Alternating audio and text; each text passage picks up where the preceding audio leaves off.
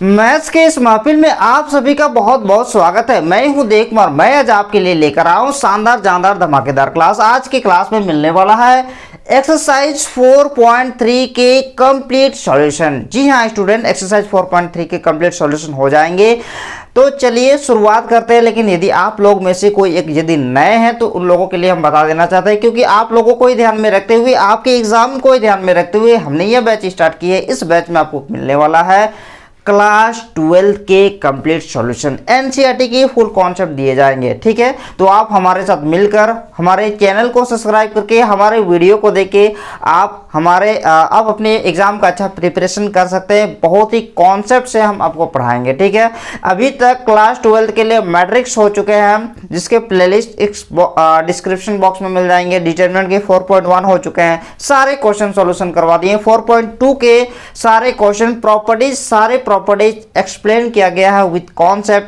तो कॉन्सेप्ट को हम ध्यान में रखते हुए काम कर रहे हैं। तो आइए स्टार्ट करते हैं। एक्सरसाइज 4.3 का जो टॉपिक है एरिया ऑफ ट्रायंगल। आप कहेंगे सर हमें तो एरिया ऑफ ट्रायंगल फाइंड करने आता है, हम क्लास 10th में पढ़ चुके हैं। लेकिन आता है, हम भी मानते हैं, लेकिन अभी का जो प्रोसेस है आपको डिटरमिनेंट का यूज करना है। डिटरमिनेंट का यूज करके आपको हम एरिया कैसे फाइंड कीजिएगा वो हम आपको बताएंगे। तो चलिए बिना देरी किए, और एक चीज हम बता देना चाहते हैं, ये एक्सरसाइज 4.3 का सॉल्यूशन है, यानी कि एरिया ऑफ ट्रायंगल पढ़ेंगे। उसके जो सॉल्यूशन दिए हुए हैं एक्सरसाइज 4.3 के जो क्वेश्चन है उसको सॉल्व करेंगे। ठीक है, तो देखिए मान के चलिए एक ट्रायंगल है ए बी सी। इसका जो कोऑर्डिनेट है x1, y1 है, b का कोऑर्डिनेट x2, y2 है, और c का कोऑर्डिनेट x3, y3 है।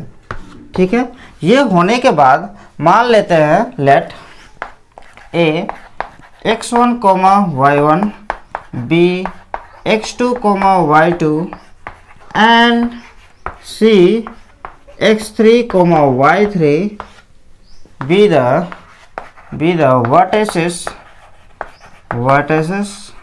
of triangle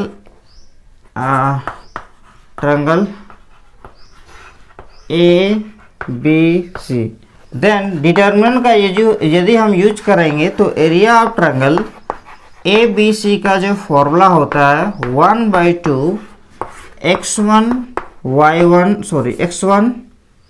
x2 x3 y1 y2 y3 1 1 1, ये फॉर्मूला होता है। जल्दी से आप इसको नोट कर लीजिए।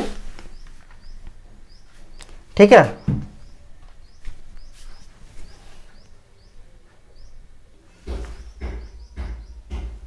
तो आइए एक्सरसाइज 4.3 के क्वेश्चन नंबर 1 के 1 नंबर को उड़ाते हैं। बहुत आसान क्वेश्चन है, कहता है कि find the area of the triangle का एरिया फाइंड करना, जिसके 3 वर्टिसेस दिया हुआ है, एक ये वाले, एक ये वाले और एक ये वाले।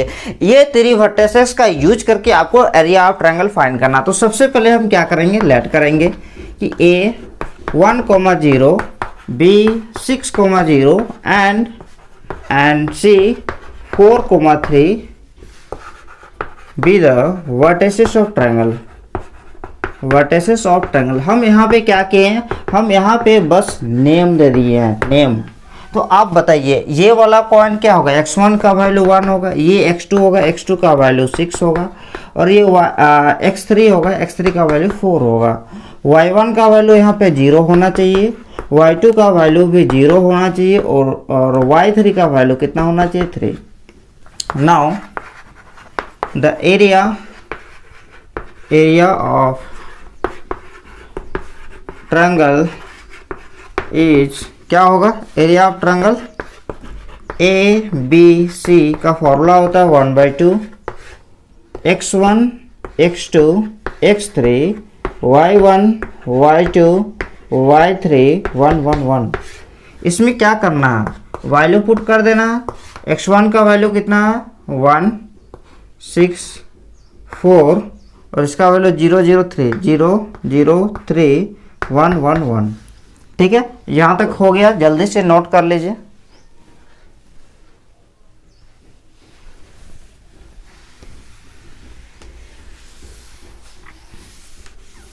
अब देखिए क्या होगा कि 1/2, मान लीजिए हम R1 से एक्सपेंडिंग करते हैं तो सबसे पहले 1 बाहर करेंगे, ये वाले 1, फिर इसके कॉलम और रो को छोड़ेंगे तो 0 1 0 1 3 1 आ जाएगा।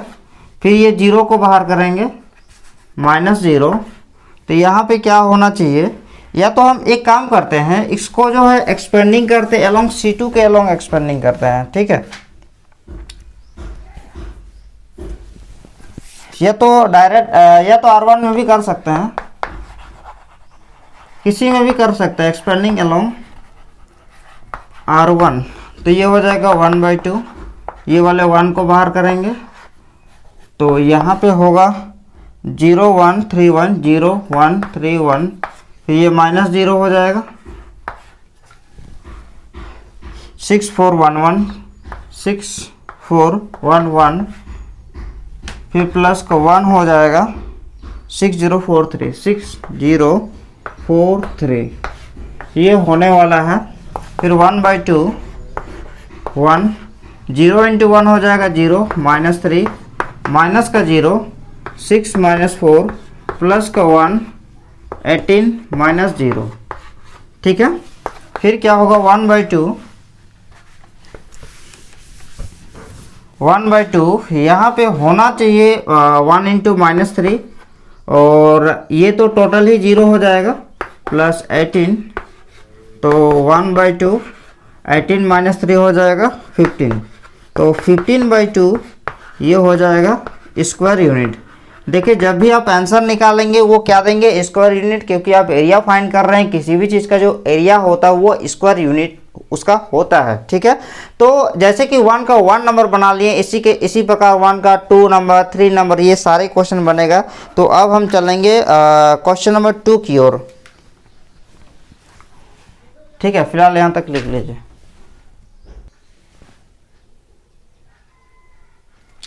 देखिए एक्सरसाइज 4.3 के जो क्वेश्चन नंबर 2 है वो कहता है कि 3 पॉइंट्स आपको दिए गए हैं, इन 3 पॉइंट्स का यूज करके आपको बताना है कि ये जो 3 पॉइंट्स है ये कोलिनियर है। कोलिनियर कहने का मतलब ये तीनों पॉइंट्स एक ही लाइन पे है, और एक ही लाइन पे कहने का मतलब ये 3 पॉइंट्स संरेखीय है। देखिए ये यहाँ A है, यहाँ B है, यहाँ C है, ठीक है। आपको प्रूव करना है कि ये 3 पॉइंट क्या कोलिनियर है, दैट मीन्स एक ही लाइन पे लाई है। तो जब भी 3 पॉइंट्स एक ही लाइन पे लाई होता उस केस में क्या, आप बताइए क्या इसका ट्रायंगल बनेगा। यदि इसका ट्रायंगल नहीं बनेगा दैट मीन्स जब ABC जो 3 पॉइंट्स है इसका यदि हम एरिया फाइंड करेंगे तो उसका एरिया 0 होगा। आपको पता होना चाहिए कि जब भी आप क्लास 10 में संरेखीय का बात आता है, कोलिनियर का बात आता है, आप प्रूव कीजिए कि 3 पॉइंट्स कोलिनियर होते हैं, तो उस केस में आप क्या करते हैं कि उसका एरिया फाइंड करते हैं, उस ट्रायंगल का एरिया फाइंड करते हैं, और ट्रायंगल का यदि एरिया 0 आता है तो आप कहेंगे कि ये 3 पॉइंट्स कोलिनियर है। क्यों ऐसा होता है, अब खुद सोचिए। ये 3 पॉइंट्स में कोई ट्रायंगल बन रहा है, तो यदि कोई ट्रायंगल बनेगा ही नहीं यानी कि उसका एरिया 0 आएगा। यदि तीनों पॉइंट्स एक ही लाइन पे है तो उसका तो ट्रायंगल बन नहीं सकता, ट्रायंगल बन नहीं सकता तो उसका एरिया फाइंड नहीं हो सकता है, ठीक है। उसी प्रकार थोड़ा सा यदि ये सी ऊपर रह जाएगा तो ये छोटा मोटा होने से भी बन ही जाएगा, या तो कोई भी पॉइंट थोड़ा भी ऊपर नीचे हो गया ना, मान लीजिए ये B पॉइंट नीचे है तो भी ट्रायंगल बन जाएगा। लेकिन यदि एक ही लाइन पे है दैट इज कोलिनियर है तो कभी भी उस तीनों वर्टिसेस जो होगा वो ट्रायंगल नहीं बना सकता, दैट मीन्स उसका जो एरिया होगा वो 0 आएगा। तो यहाँ भी आपको प्रूव करना है कि 3 पॉइंट्स दिए गए हैं, आपको प्रूव करना है कि तीनों पॉइंट का जो तीनों पॉइंट क्या होगा कोलिनियर होना चाहिए। तो इसके लिए हम क्या करेंगे, एरिया फाइंड करेंगे, एरिया ऑफ ट्रायंगल फाइंड करेंगे। यदि वो 0 आएगा तो हम कहेंगे कि 3 पॉइंट्स क्या कोलिनियर है। तो हियर x1 इक्वल टू है A, y1 इक्वल टू है B, ये x1, x2 का वैल्यू है B और x3 का वैल्यू है C, y1 का वैल्यू है B प्लस C, y2 का वैल्यू है C प्लस A और y3 का वैल्यू है A plus B। Now therefore area of triangle ABC का वैल्यू फाइंड करेंगे तो ये फॉर्मूला होता है 1/2 x1 x2 x3 y1 y2 y3 1 1 1, ये होता है फॉर्मूला। अब बताइए 1/2 x1 का वैल्यू a b c और y1 का वैल्यू है b plus c, c plus a, और ये हो जाएगा a प्लस b, और यहाँ पे होगा 1 1 1।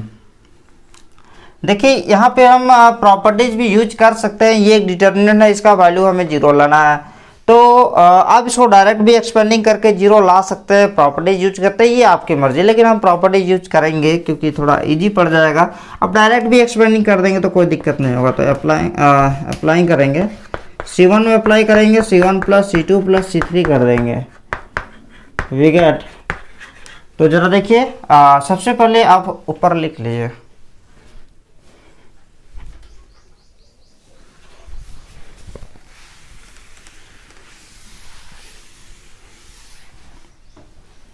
तो ये होता है 1/2 a प्लस बी प्लस सी हो जाएगा, तीनों को सॉरी C1 और C2 को ओनली ऐड करेंगे, है ना। C1 और C2 को तो a plus b plus c, यहाँ भी a plus b plus c, यहाँ भी a प्लस बी प्लस सी हो जाएगा।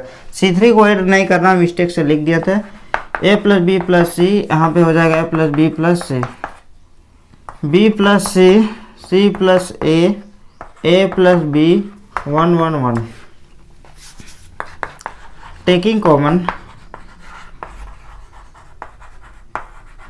a plus b plus c from C1, तो 1/2 into a plus b plus c, 1 1 1, b plus c, c plus a plus b, 1 1 1। ठीक है, ये होने के बाद आपको क्या करना है, देखिए यहाँ पे आपको दिख रहा होगा कि 1/2 a plus b plus c, यहाँ पे आपको दिख रहा होगा कि C1 और C3 आइडेंटिकल है। तो जब भी कोई दो कॉलम या दो रो आइडेंटिकल होता है, डिटरमिनेंट का प्रॉपर्टी आपको क्लियर है, पढ़ा चुके हैं, नहीं देखे हैं देख लीजिएगा। वहाँ के हम बताएं कि कई भी दो रो, कोई भी दो कॉलम यदि आइडेंटिकल होते हैं तो उस केस में उस डिटरमिनेंट का वैल्यू जीरो होता है, ये प्रॉपर्टी कहता है। तो सिंस C1 एंड, लिख दीजिए, C1 and C3 are identical, तो इक्वल टू हो गया, जीरो से मल्टीप्लाई करेंगे तो जीरो, यानी कि area of triangle A B C का जो वैल्यू आया ये जीरो आया, और ये जीरो आया, दैट मीन्स हम कह सकते हैं hence A B and C are collinear proved. फटाफट लिख लीजिए।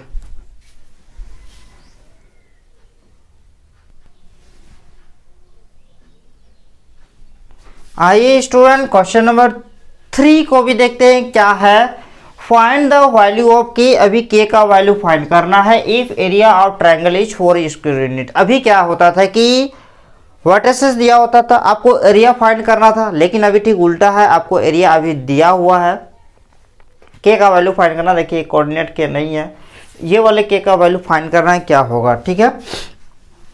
तो यहाँ पे हम लिख सकते हैं here x1 equal to k, x2 equal to 4, x3 equal to 0, y1 equal to 0, y2 equal to 0, y3 equal to 2।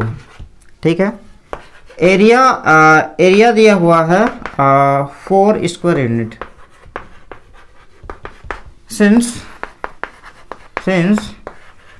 Area of triangle का जो फॉर्मूला होता है 1/2 x1 x2 x3 y1 y2 y3 1 1 1। देखिए 1/2 x1 का value है k 40, k 40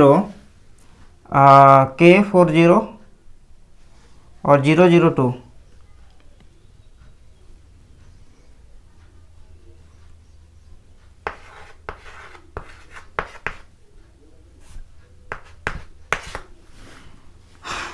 अब area of triangle भी क्या दिया, 4 स्क्वायर यूनिट। देखिए एक चीज हम आपको बता रहे हैं, जब भी आप किसी भी चीज का एरिया फाइंड कीजिएगा, मान लीजिए कि इसी चैप्टर का एक ऐसा ट्रायंगल निकला जिसका जो एरिया है वो -5 मान लीजिए निकल गया। क्या निकला? -5। सॉल्यूशन करते वक्त तो जबरदस्ती आपको लिखना होगा hence area of triangle is 5 square unit. बात समझ में आ रहा है क्यों हम ऐसा कर रहे हैं?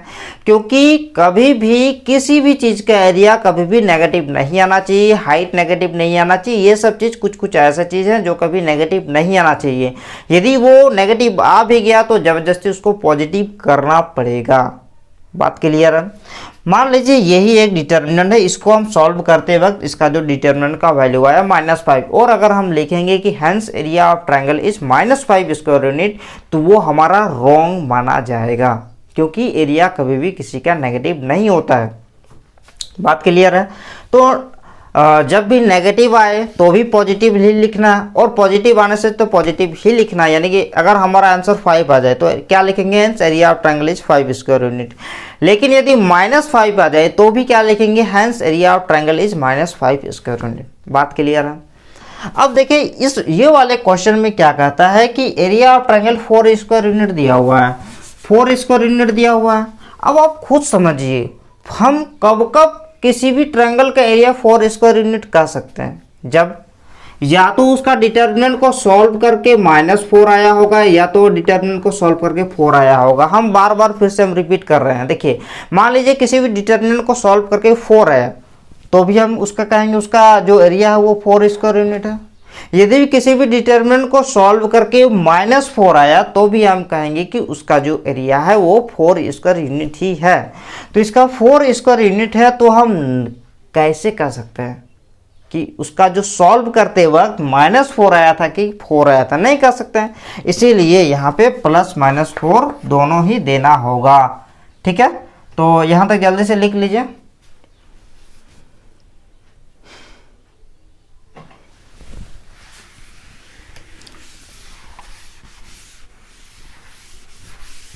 अब देखिए यहाँ से k का वैल्यू फाइंड करेंगे तो यहाँ पे फिलहाल हो जाता है +-1/4, और यहाँ पे हो जाता है 1/2, और R1 से एक्सपेंडिंग करेंगे तो k इसके कॉलम रो को छोड़ेंगे तो 0 1 2 1 0 1 2 1, फिर ये हो जाएगा -0 4 0 1 1 4 0 1 1, फिर ये हो जाएगा 1 4 0 0 2 4 0 0 2। ठीक है, तो ये होता है +-1/4 नहीं 4 है, इक्वल टू 1/2। ठीक है, तो यहाँ पे हो जाता है कि वो 0 × 1 0 -2, ये तो टोटल है 0 हो जाएगा, +1। यहाँ पे 4 × 2 8 -0 हो जाता है, तो +-4 इक्वल टू 1/2। यहाँ पे हो जाता है -2k प्लस 8, -2k प्लस क्या हो जाएगा? 8 हो जाएगा।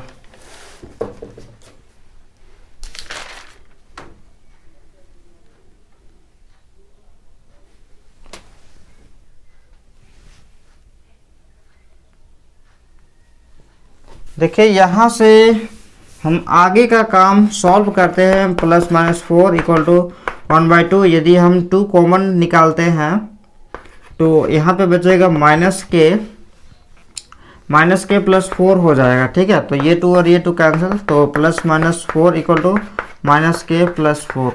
तो यहाँ से हम लिख सकते हैं -k +4 इक्वल टू -4 लिख सकते हैं, और अगर -k +4 इक्वल टू -4 लिख सकते हैं। तो -k इक्वल टू हो जाएगा 4 -4 यानी कि 0। दैट मीन्स k का वैल्यू आ गया 0, और यहाँ पे -k इक्वल टू आ जाएगा -4 यानी कि -k इक्वल टू हो जाएगा -8, तो k का वैल्यू आ जाएगा 8। हैंस k इक्वल टू 0 और k इक्वल टू 8, ये हो जाएगा आपके आंसर। तो देखिए दो को वैल्यू आया, यानी कि आपको समझना होगा वो जो k का वैल्यू यदि हम 0 रखेंगे तो उसका जो एरिया आएगा वो +4 आएगा, लेकिन जब k का वैल्यू 8 रखेंगे तो उसका एरिया -4 वाला आएगा। तो दो को कंडीशन हो जाता है। यहाँ तक क्लियर है? तो जल्दी से लिख लीजिए, और अभी तक यदि लाइक नहीं किए हैं, शेयर सब्सक्राइब वगैरह नहीं किया, पढ़ने में धुंध हो गए हैं, तो प्लीज़ वो काम कर दीजिए जो हम चाहते हैं, जो हमारा एनर्जी, हमारा मोटिवेशन हमारी टीचिंग के लिए ज़रूरत होता है और आपके लिए भी ज़रूरत होता है। हम जितने भी ऊर्जावान रहेंगे, जितने भी मोटिवेटेड रहेंगे, आपके लिए और भी अच्छे अच्छे वीडियो लाने का प्रयास करेंगे। ठीक है, तो जल्दी से लिख लीजिए।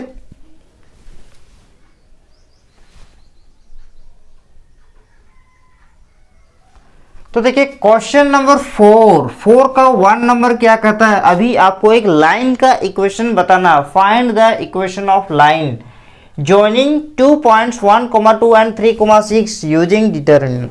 ठीक है, अब आप हमें बताइए, जो दिया हो उसको सबसे पहले लेट करेंगे। Let a 1, 2 and b 3, 6 be the given point, be the given points। ठीक है, अब बताइए, ये दोनों लाइन के इक्वेशन दिया हुआ है। आपको यदि एरिया फाइंड करने का रहेगा तो आप एक और तरीका से कर सकते हैं, slope point form, 2 point form, जो कि हम क्लास 11 में पढ़ाएं। जब कोई लाइन 2 पॉइंट से पासिंग करता है तो उसका क्या फॉर्मूला होता है, उसको भी कर सकते हैं। लेकिन आपको पता होना चाहिए कि जब भी वो फॉर्मूला बनाया गया था तो उसका जो खास वेरिएबल होता है वो x, y होता है, और उसका जो ये जो पॉइंट होता है ये एनी पॉइंट होता है। ठीक है, जैसे कि जब देखिए किसी भी लाइन के इक्वेशन में मान लीजिए 3x - y = 15 है, ये एक लाइन के इक्वेशन है।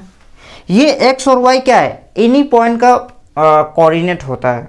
ठीक है, जैसे कि जब लेयर करते थे उस समय भी मानते थे कि p x y any point है, तो यहाँ भी वेरिएबल के लिए एक अलग पॉइंट मानना पड़ेगा। ठीक है, तो पहले तो ऑलरेडी a और b है, जैसे कि क्लास 11 में करते थे सेम यहाँ भी करना होगा। मान लेंगे late p x, y be any point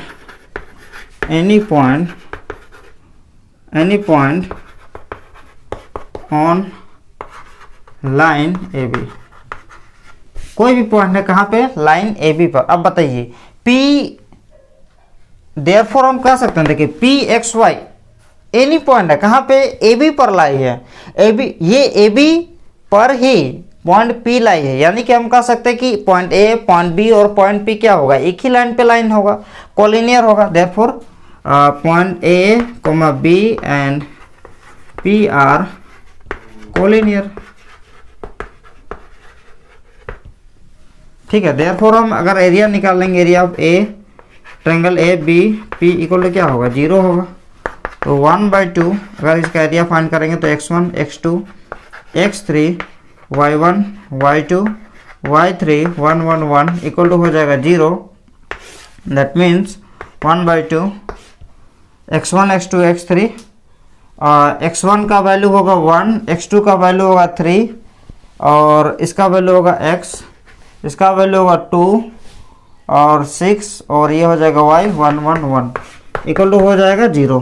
तो फटाफट यहाँ तक लिख लीजिएगा, कोई दिक्कत कोई परेशानी नहीं होना चाहिए।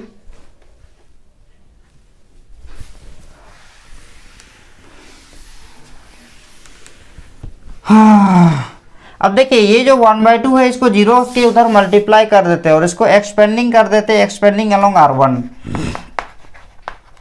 Expanding along R1। तो देखिए सबसे पहले ये वाला 1 को बाहर करेंगे, इसके कॉलम और रो को छोड़ेंगे, कॉलम और रो को छोड़ेंगे तो 6, 1, 6, 1 y1 आ जाएगा। फिर -2 को बाहर करेंगे, फिर इसके कॉलम रो को छोड़ेंगे तो 3x 1, 1, फिर प्लस को 1 करेंगे तो ये वाला और ये वाला 3, 6 x y = हम 0 × 1/2 लिख सकते हैं। ये वाले 1/2 को उधर करेंगे तो क्या होगा, 2 हो जाएगा, ये वाले 2 इधर जाएगा। तो अब देखिए होता क्या है कि 6 - y माइनस का 2, 3 × 1 3 - x प्लस का 1 3y - 6x = हो जाएगा 0। तो 6 - y = -6 plus 2x plus 3y - 6x = 0। तो -6 प्लस 6 कैंसिल और 2x - 6x हो जाएगा -4x minus y plus 3y, minus y plus 3y हो जाएगा प्लस का 2y, ये और ये हो गया, ये और ये हो गया, हाँ इक्वल टू 0। तो -2 कॉमन निकालेंगे तो बच जाएगा 2x plus Y equal to 0। ठीक है,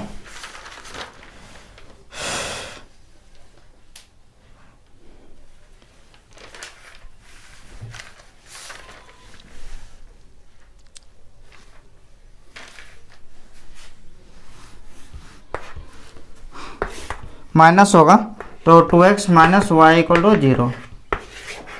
यहाँ पे लिख सकते हैं हुई चीज रिक्वायर्ड इक्वेशन ऑफ लाइन।